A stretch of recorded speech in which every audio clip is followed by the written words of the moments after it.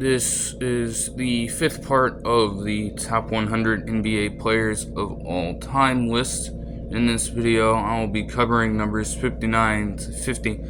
Starting out at number 59, we have Chris Paul, a point guard who last played for the Golden State Warriors and will be a San Antonio Spur in the 2024-25 season. But before that, he started out his career as a New Orleans Hornet / Pelican, then got traded infamously to Los Angeles for the Clippers squad, not the Lakers squad.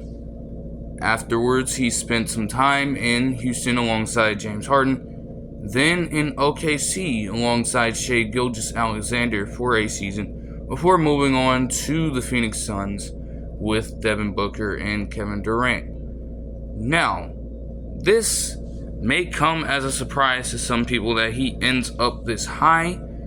He did not even get a nod for the 75th anniversary team in 2022, and we know a whole lot about his reputation, especially if you are an NBA fan within the past few decades.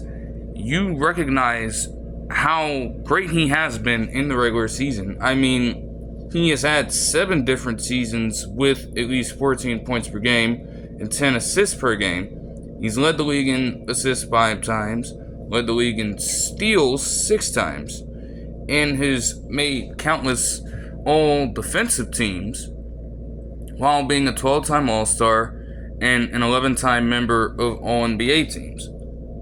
However, his playoff resume leaves a lot to be desired. Now, it could be argued that at the very start of his career, when he was playing in New Orleans, the team around him, playing with guys like David West and company, that supporting cast was not nearly enough for him to do what he was doing alone, pretty much, without any true support on the back end. And even though they made the playoffs 1 or 2 times, they never came out of it any more improved than they had already been from the very start of these seasons. And most of the time, they weren't even in contention. And you move on to Los Angeles, and let's just say he was able to pull out a series win against the Spurs, but that was really about it. Countless times when he was supposed to be the leader of that team, he blew said leads. Same can be said for Houston and Phoenix, to be honest. I mean, you're playing alongside stars who are quite possibly some of the greatest to have played in the last generation of the league to come in, and it goes to waste. Part of that is injury. Infamously, in 2018, with the Rockets being up on the Golden State Warriors 3-2, Chris Paul gets injured, and the Warriors end up taking command of the series, win it in 7, and advance to the Western Conference Finals in that season. However, in games that he played in, on the other end, he simply didn't perform. Subpar shooting performances when it counted the most. When the team needed him to close out games, he couldn't. Same goes for Phoenix, alongside Devin Booker and Kevin Durant. He had some very good games in the postseason, some vintage Chris Paul games in the postseason leading up to the finals run in 2021, but his performance after game 2, after that, it just went all downhill from there. And they subsequently lost that series in 6 to Giannis Antetokounmpo. Now, OKC is probably what makes the best case for a player like Chris Paul to end up so high. Because OKC, they were coming off that stretch of time where players who will be mentioned later were simply not gelling together and getting any amount of reasonable success. They were consistent playoff contenders, but their roster was constructed to the point where things could not get much better than this, and that would be just settling for mediocrity the whole time. So they had to take another direction and completely rebuild, and it was looking like that would have to be the case for the long term. Now, they had an underwhelming season, the season before Chris Paul got there, and as soon as he gets in OKC alongside Shai Gilgeous-Alexander, who infamously was brought there via the Paul George trade to the Los Angeles Clippers, his presence raised their win total exponentially. And he has consistently done that for every single team he's been on. Which is why many people believe that the Spurs, as bad as they were last season, could make some noise. As if Wembanyama's development hasn't already been blatant enough to support that fact. Chris Paul, being as old as he is and being able to mentor some of these younger players that the Spurs have drafted over the past couple of seasons, could truly help them in the future. That is why I think that he deserves a spot on this list. While he may not have had a lot of playoff success, it can't be denied that every single team he's been on has gotten better as soon as he stepped foot in there. And then also there has been a major drop-off for these teams, at least in the short term, when he's left. There's something to be said about that consistency from that standpoint. Now, a lot of people may disagree with him being this high on this list, but nonetheless, I think that his resume does speak volumes. However, it is just that much more disappointing that with this kind of resume, you don't have a championship to show for it because of your own faults when it comes time to perform in the playoffs. 58, I have Dave DeBusschere, a forward who played from 1962 to 1974 with the Detroit Pistons and the New York Knicks.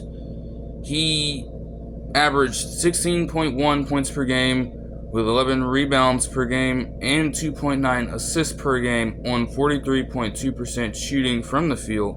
He was an 8-time All-Star, a member of the All-NBA second team one time, and a 6-time All-Defensive first team member from 1968 to 1973. He was a 2-time NBA champion with New York and was named one of the 50 greatest players in 1996, along with a nod in 2022 as a member of the NBA 75th anniversary team. Obviously, with being paired alongside players like Frazier and another player who will be mentioned later on, his spotlight was reduced a little bit as he probably became the third or fourth option on that Knicks team for the time he was there. However, especially when he was a Piston, his effectiveness was impactful to that basketball team for certain. They just did not convert during that time, and his overall impact with these two squads garnered him a nod in the Hall of Fame. At number 57, I have Clyde Drexler, a shooting guard who played from 1983 to 1998 with the Trailblazers and the Houston Rockets later in his career.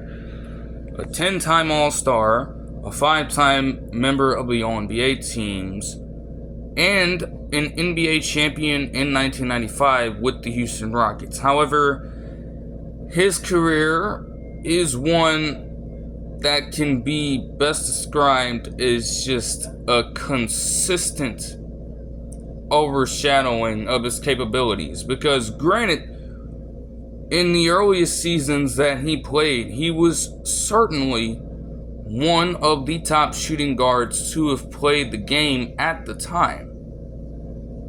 However, as his star was, I guess you can say, kind of fading out, another player, probably the greatest player to have ever played the game, was rising up and just having a higher amount of stock and popularity than Drexler. So matchups between these two were just completely hyped as a potential changing of the guard. I mean, man, he could not necessarily get to the finals with the Rocket. He couldn't really get to the finals with the Portland Trail Blazers, even though in 3 different postseasons he had strong performances overall. But the team struggled. Guys like Kiki Van de Weeg were just not enough to kind of parlay his own individual contributions into a better outcome for the team. There wasn't truly enough support around them. And that one NBA championship admittedly could have been more if the greatest player of all time wasn't as dominant as he was during this period. It just makes you wonder, what if Clyde Drexler truly had a similar kind of career arc that this player had? The conversation could be very different. Even with all of that, he is still one of the 50 greatest players originally, and was given a nod for the NBA 75th anniversary team in 2022, is also recognized as a Hall of Famer, and he certainly, again, without question, he deserves to be here. It's just, man, if things played out certain ways, he could be a lot higher on this list. But nonetheless, he finds himself at our number 57 spot. At our number 56 spot, we have none other than Carmelo Anthony, a forward who played from 2003 to 2022, first with the Denver Nuggets, and then became a New York Knick in the early 2010s, before moving on to Houston for a short period of time, then Oklahoma City for a short period of time, and then the Trailblazers and Lakers to close out his career. Now, this is very interesting. He averaged 22.5 points per game, 6.2 rebounds per game, with 44.7% shooting from the field and 35.5% from the three-point line. He's regarded as one of the best scorers to have ever played the game, and his overall amount of points place him in the upper hierarchy of NBA players all time when it comes to total scoring. So it makes sense. He led the league in total points in 2012. He was a 10-time All-Star and a 6-time member of the All-NBA team, but largely lacks in any other accolade. He barely saw himself place in any amount of odds for an MVP award. He barely found himself in any conversation for potential defensive awards, and never made a defensive team because he just did not necessarily focus his game around that. But it makes you wonder, again, he was quite possibly revolutionary in the scoring aspect of his game. Or if he honed in on the other aspects of basketball, the defense, the playmaking for other teammates around him, from a success standpoint, his career could look a lot different. I mean, in Denver, he wasn't necessarily, obviously, when you draft someone as high as the Nuggets did in that 2003 draft, that spectacular draft, you are expecting them to become a franchise player and eventually bring home some sort of championship for you. Still, I look at that tenure as successful for him. He certainly established himself as a top player in the league during that time, even without a ring. But by the time he got to the Knicks, man, fucking goodness, everything was just terrible. His regular seasons with the New York Knicks were always successful, individually. By himself, he was the one always putting up the numbers and the historically great games. The clips that would be shown on highlight tapes for so long. But his play was selfish.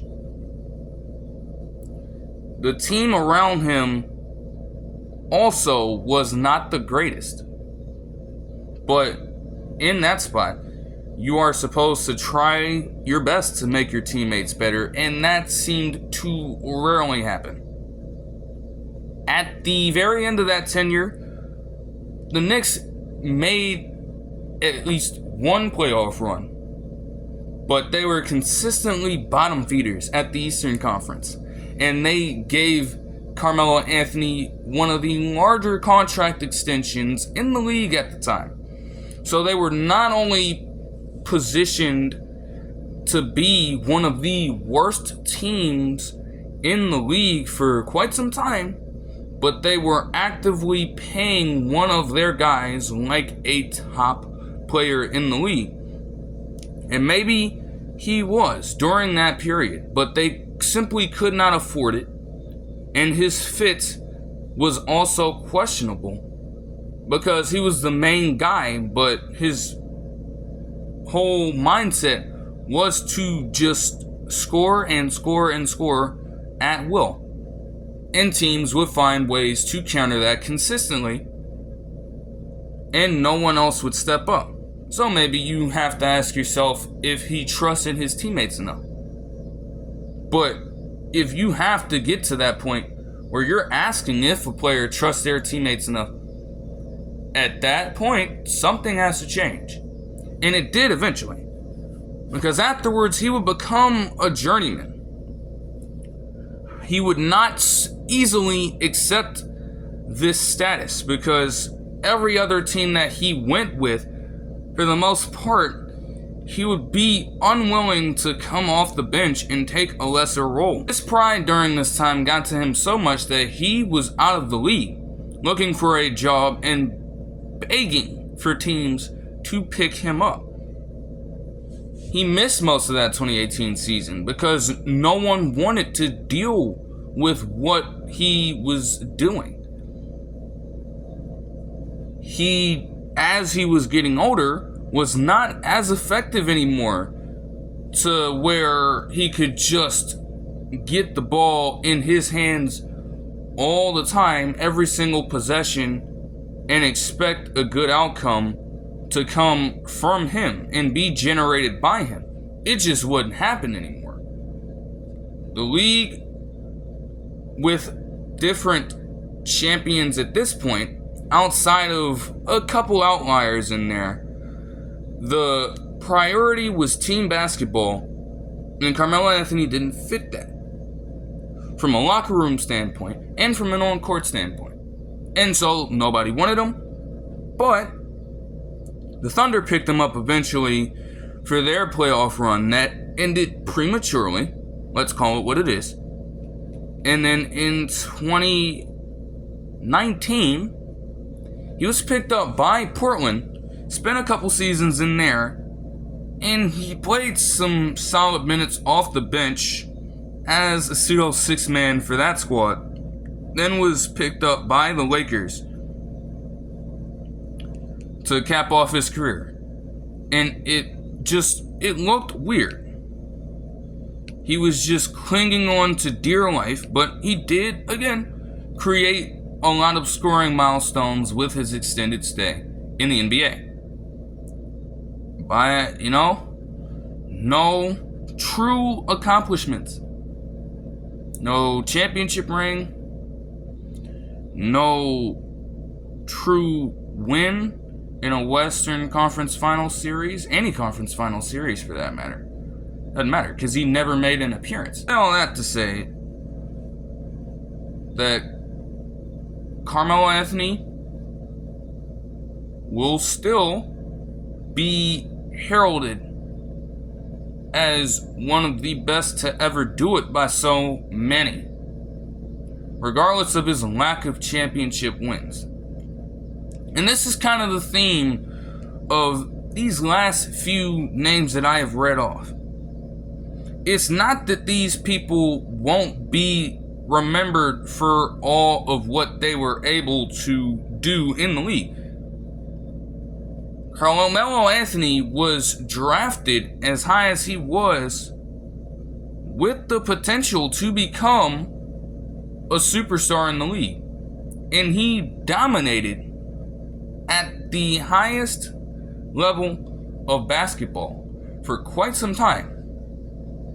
It is just disappointing to see that him and some of the other players that end up on this list were never able to parlay that into a championship win or a reasonable level of success. But not everyone, not every legend can go out a champion. That's the harsh reality of a league like the NBA or any professional league. You're going to have players that get lost in the fire and get lost to history because they were so dominant as an individual unit, but when it comes to team success, it was damn near non-existent. It happens because there are others who could coexist in that same era and be great players with outstanding team success and consistently just overcome that player. That's just how it goes. And Carmelo Anthony in 2022 was named an official member of the NBA 75th anniversary team. At number 55, I have Dolph Schayes, a power forward and center who played from 1949 to 1964 with the Syracuse Nationals, who then eventually became the Philadelphia 76ers.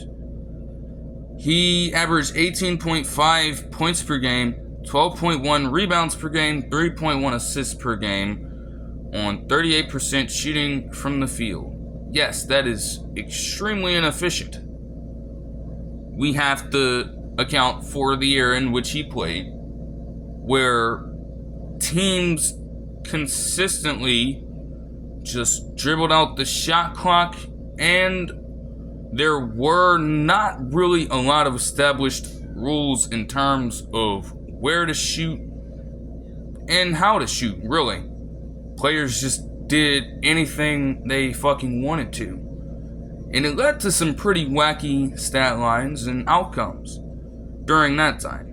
Still, in his career, he averaged 10 rebounds and 16 points per game for 10 seasons. Won an NBA championship with the Syracuse Nationals in 1955 and was a 12-time All-Star from 1950 to 1961, a 12-time member of the All-NBA team, a leader in rebounds once, and a leader in free throw percentage 3 times, weirdly enough. He was named one of the 50 greatest players in 1996, an official member of the NBA 75th anniversary team in 2022, and a Hall of Famer. At number 54, I have Bob Cousy, a point guard who played from 1950 to 1970 with Boston, mostly, and the Cincinnati Royals. He averaged 18.4 points per game, with 5.2 rebounds per game and 7.5 assists per game. For his career, one might be wondering why I have said that he played from 1950 to 1970. I have to account for the fact that there is an asterisk here, because from 1963 to 1969, he was retired, and after that decided to spend just one more little season in Cincinnati with the Royals. So that is why that margin is so vast. He played. Now, during his career, he was a 13-time All-Star from 1950 to 1962, a 12-time member of the All-NBA teams, and a league leader in assists 8 times, including a season in 1959 that saw him average 9.5 a game. He won an MVP in 1956 while averaging 20.6 points per game and 7.5 assists per game.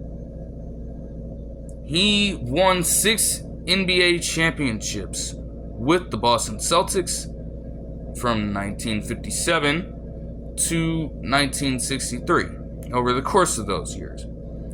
He logged 33 triple-doubles during his career, which ranks 14th all-time, and 6,955 assists, which ranks 22nd all-time.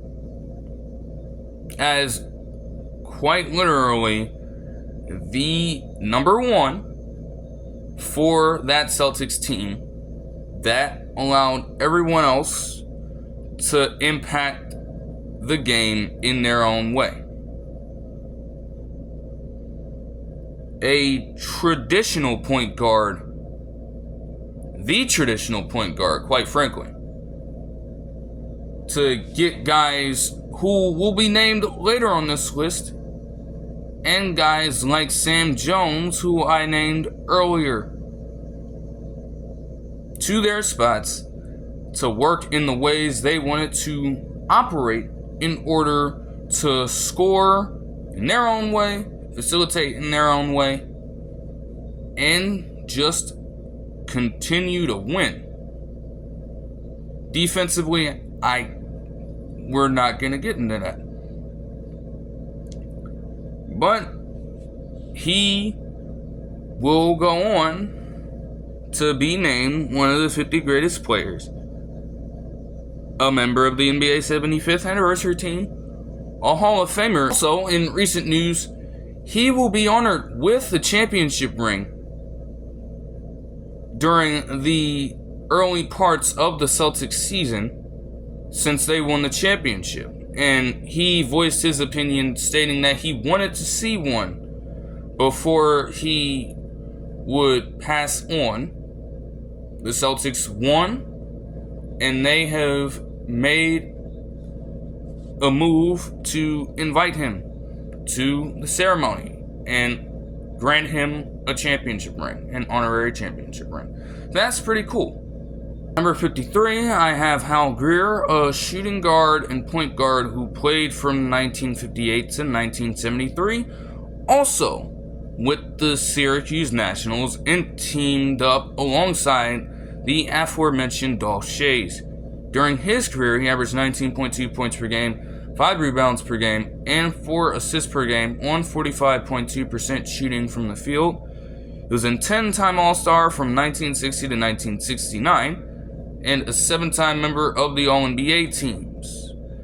Won an NBA championship in 1967 with the then Philadelphia 76ers, and he was also named one of the 50 greatest players in 1996, a member of the NBA 75th anniversary team, and a Hall of Famer. 52, we get even more controversial. I have none other than Russell Westbrook, a point guard who will be a Denver Nugget during the 2024-25 season, but has played with the Thunder, Wizards, Rockets, Lakers, and most recently the Los Angeles Clippers. He has averaged 21.7 points per game, 7.1 rebounds per game, and 8.1 assists per game on 43.8% shooting from the field.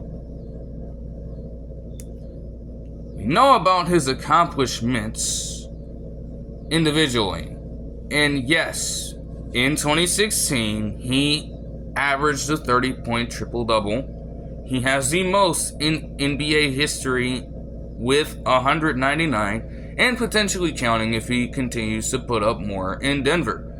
He made the NBA 75th anniversary team in 2022. We get all of that.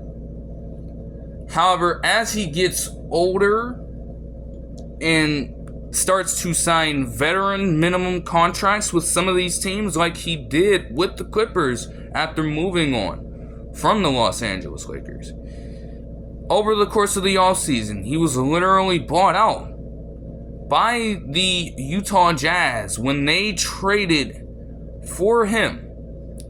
And then he was sent to Denver, where they paid him the veteran minimum.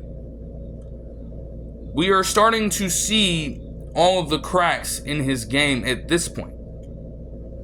In his prime, he was certainly one of the more dynamic point guards the league had ever seen to that point.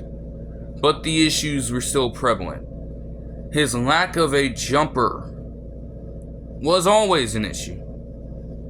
Every team game planned for it, to the point where you dared him to take a shot outside of the restricted area.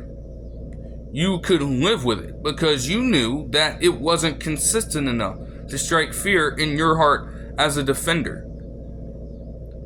He was a consistently lackluster shooter. He shot below league average in three-point shooting percentage in most of the seasons he has played. He has not made it back to the NBA Finals since 2012 as a member of that young, up-and-coming Thunder team. And he is a consistent dropper in the playoffs, because if efficiency was a problem anyways, it gets worse come postseason. It gets so much worse.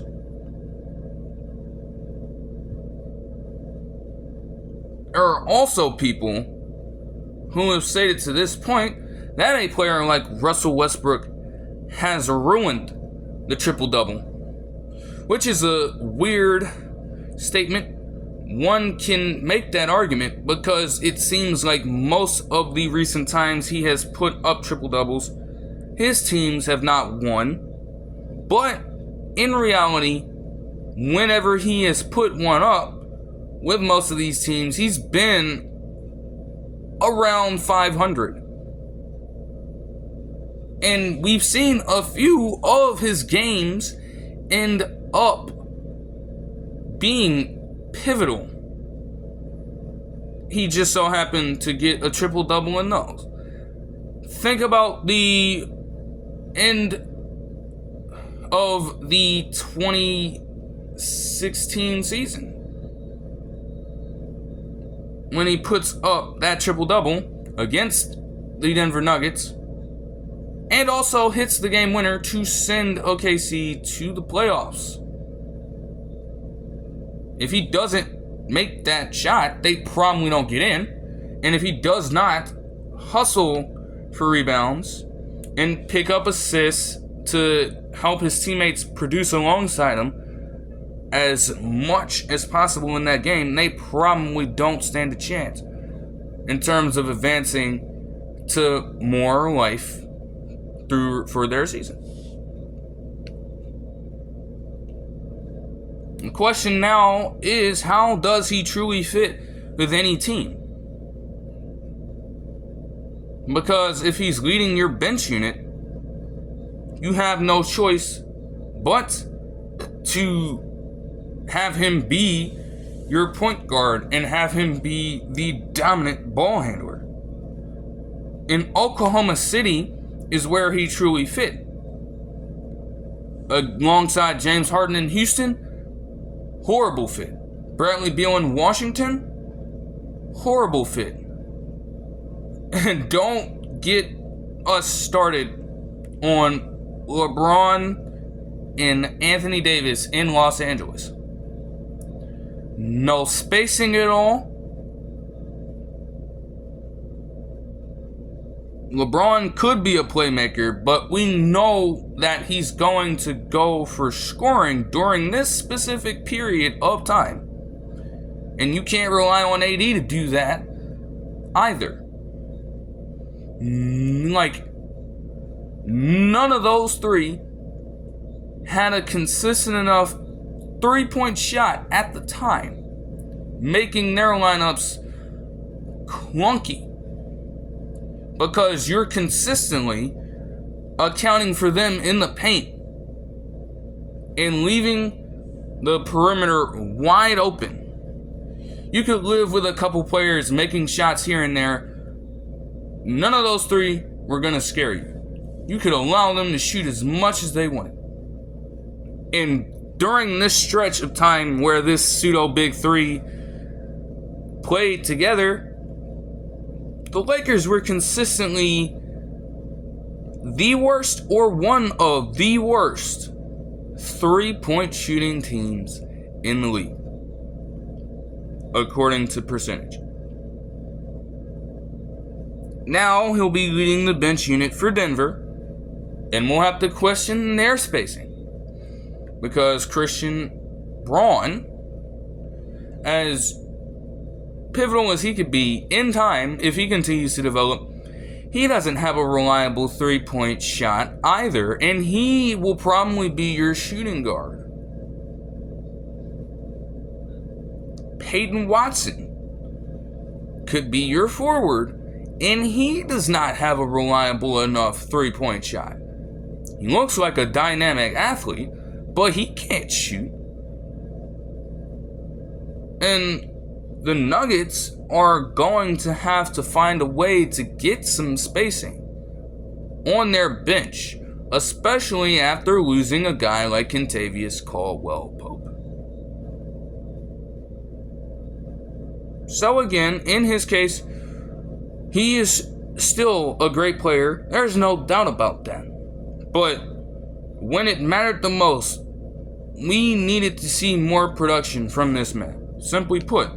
And it did not happen. It just didn't. Number 51, I have Ray Allen, a shooting guard who played from 1996 to 2014 with the Bucks, Supersonics, Celtics, and lastly the Heat. He averaged 18.9 points per game, with 4.1 rebounds per game and 3.4 assists per game, on 45.2% shooting from the field, 40% shooting from the three-point line, and 89.4% from the free throw line. He was a 10-time All-Star and a 2-time member of the All-NBA team. His free throw percentage is the 8th most in NBA history, and he was the previous holder of the three-pointer record with 2,973, but obviously that was broken on December 15th, 2021 by a player who will be named later. You already know who it is.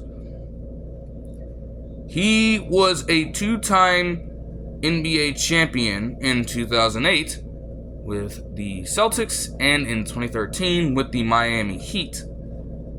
And as I have here, the way to optimally summarize his career is that in his early years with the Bucks and a little with the Supersonics, he was more of a lethal scorer during this time. But as he progressed to his years with the Celtics and the Heat, he was a clutch playoff performer. I don't even need to tell you the list of plays this man made down the stretch during these playoff runs. They're so iconic that they really go without saying. You can find them all over the internet at this point, because they were that impactful to both respective teams. And with that, he was named a member of the All-NBA 75th Anniversary Team in 2022 and a Hall of Famer recently. And at number 50, to cap it off for this one, we have his Celtics teammate, Paul Pierce, a forward guard who played from 1998 to 2017, primarily with the Celtics, but was also infamously traded to the Nets, then became a Washington Wizard and a Los Angeles Clipper to cap off his career. He was also a 10-time All-Star, but a 4-time member of the All-NBA team, mostly a second-team and third-team player, still quite literally, for his generation, one of the best small forwards to be produced from that era. He accumulated 26,397 points over the course of his career, which ranks 17th in NBA history. He won that NBA championship with Boston and won Finals MVP during that series, where he averaged 21.8 points per game, 4.5 rebounds per game, 6.3 assists per game, 33.2% shooting from the field, and 39.3% shooting from the three-point line.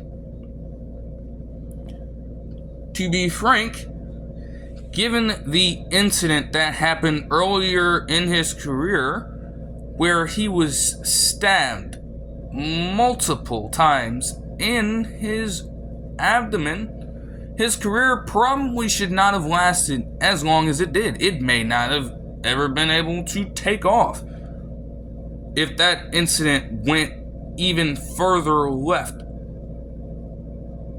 But miraculously, he recovered and was able to be a reliable player for that Celtics team. There's a reason why he got the nickname that he did. Time and again, when things were on the line, he would show up for you in Boston. Now, that didn't really happen afterwards because the Nets, Wizards, and Clippers were just lackluster teams during this era, especially the Clippers. I mean, he is an official member of the NBA 75th Anniversary Team and is also a Hall of Famer. That will do it for this one. I hope you guys enjoyed the video, and I'll see you guys next time, where I will cover numbers 49 to 40.